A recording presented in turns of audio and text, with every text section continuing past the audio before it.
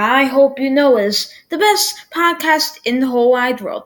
And this podcast is Super Movie Dude, the podcast. So I got out of seeing Fast and Furious 10 just a few days ago, and I'm gonna be reviewing that movie too. So if you like Fast and Furious movies, you haven't seen Fast and Furious 10, this is a great video for you to watch to know if it's good or not.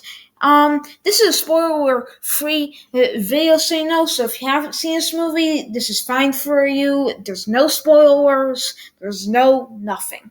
So, that movie was great. Bye. And unfortunately, it's not that simple. That movie was great.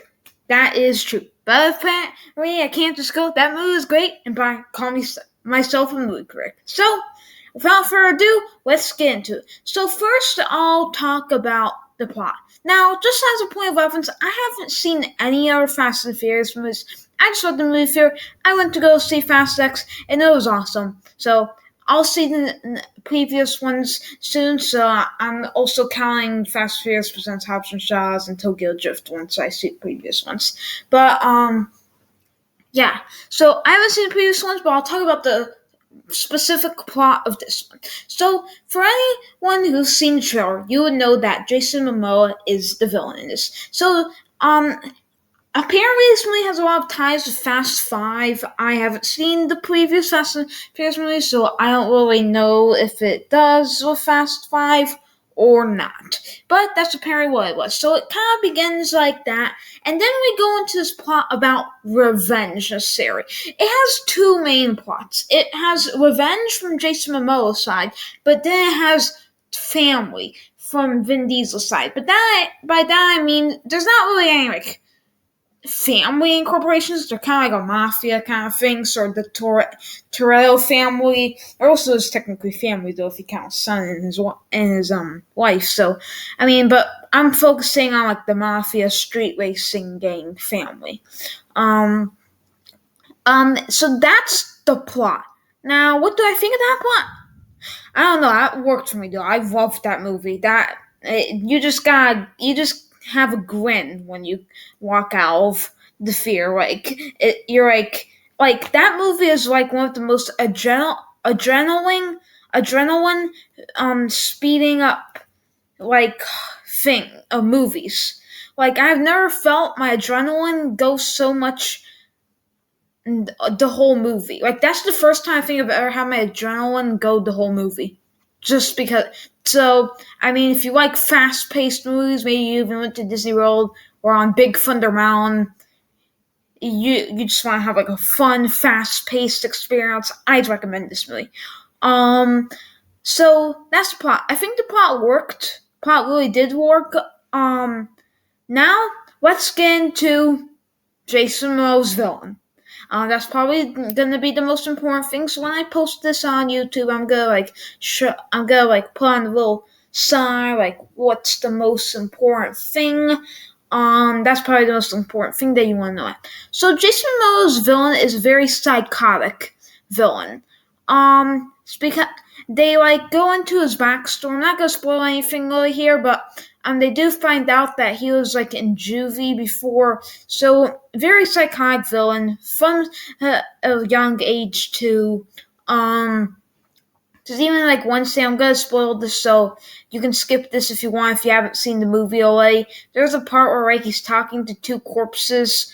So that's another psychotic thing. So yeah, very psychotic villain. He does pull it off surprisingly well though. I will say that. Because I'm used to Jason Momoa being, the good guy and everything. He even is a pretty good guy in real life from what I've heard. He played Aquaman and stuff. I'll also review that movie at some point, but, I've always seen that, and that movie came out in 2018. Probably no one cares about, but I'm gonna still leave a review, because movie critics come out already. So, yeah. And he pulled it out pretty well. His villain was definitely, crazy. That's that movie and the villain and why I have my adrenaline going so much is because of the action and probably his villain. Now let me talk about the characters. Now, Vin Diesel, awesome. Great actor. If you're a big fan of Bruce Willis, he's like the modern day Bruce Willis. I really liked Vin Diesel. Vin Diesel is a pretty awesome actor, I think. After seeing him in Guardians, as Gru and Drax, I always liked Vin Diesel, but this kind of gotta make you love him even more. Then John Cena's character, I don't like John Cena. He did a good job though as the character. He played the uncle that everyone wishes they had, and he was really cool towards the kid and just really fun to watch. Overall, so this movie is a very fun movie. So if you like fun movies from the 80s, 90s, it's kind of just a fun movie that you're really gonna like. I really liked it. So yeah.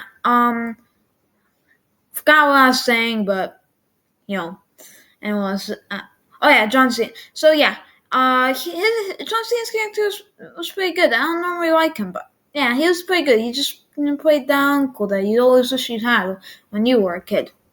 And for all of your kids, what you currently wish about. So yeah, he was a great character, great uncle in the movie. There's a cool scene where okay, I'm also gonna spoil another thing here, so skip that. Skip that. Skip this little part. There's a part where he sacrifices himself, so yeah. Now, how did the movie end? Well, it ended with a cliffhanger. And I'm gonna tell you this cliffhanger right now because a lot of people have been posting this on YouTube. It's already been spoiled for all of you people. The cliffhanger was crazy. I can't wait for the next one, 2025.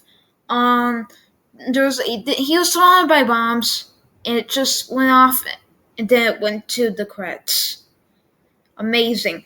Also, great soundtrack, especially the song at the end. The song at the end that played was pretty good. Young Boy Never Dies, I think his name is. I Won't Back Down. Don't confuse it with Tom Petty's song. And now, what do I think this movie is best for? What? Not age groups, but for interests. So I think this movie is great for probably anyone who likes 80s and 90s fun movies. That kind of feels like that. And anyone who just likes to see action movies. There was a part where it seemed like The Matrix practically, where the girl was fighting and it went slow-mo. She was flipping or something. I forgot what it was. Well, I remember. I just don't know how to explain it. So it does feel like The Matrix at one point. If you like The Matrix, this is a perfect thing for you. And I think this movie is great for all ages. Why are you 99? It's pretty good for you. I love this movie. If you have a child or you are a child, don't know if this movie is safe or not, I'm gonna write a parent's guide on this. So once I write it, I'm gonna put it down in the description, and after I put it down in the description, you can read that so to know what age groups that's for. Because I'm not gonna really talk about this. This is a movie critic podcast, not really for that. So I hope you enjoyed this video. Tomorrow I'm gonna do a review on Super Mario Bros. Movie, and then hopefully Saturday I can review Wonder Woman. So if you like one of those movies, make sure to press that like, press that subscribe, hit that notifications button right there so you never miss a video. And I guess that's all, folks. Think,